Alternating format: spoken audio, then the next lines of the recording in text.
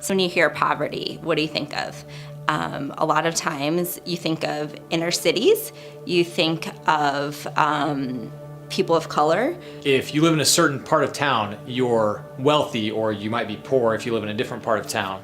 I think we all come with this preconceived notion of, why you in poverty.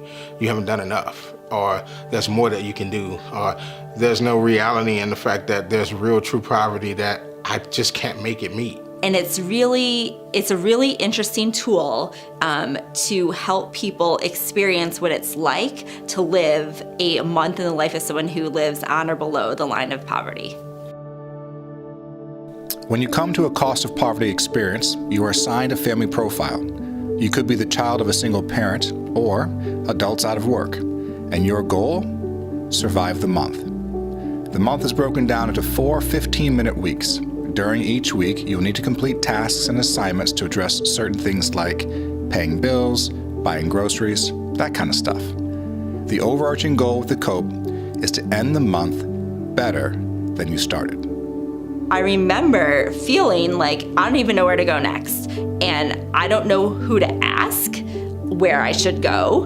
And so that felt really frustrating. It costs a lot of time, a lot of money, and a lot of energy to even figure out and navigate how am I going to be able to provide for my family. And sometimes understanding those rules to the system can become frustrating to the individual that's in the place.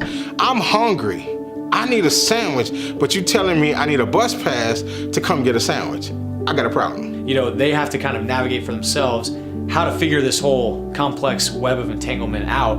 And I can only do a small piece in that, and then they're left on their own. And then sitting back afterwards in the debrief thinking, I bet that's how it is. When you don't know the right people to ask, and you don't know where to go for services, and sometimes you don't even know what you need.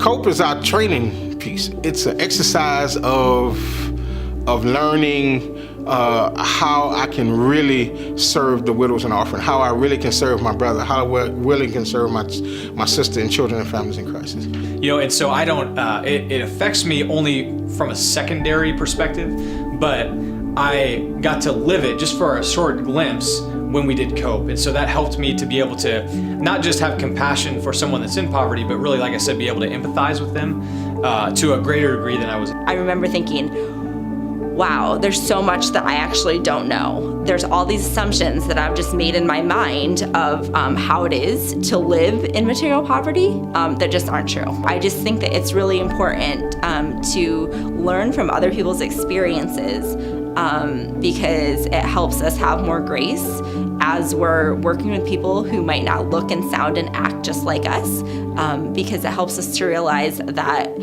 we're only one step away from being in that same position.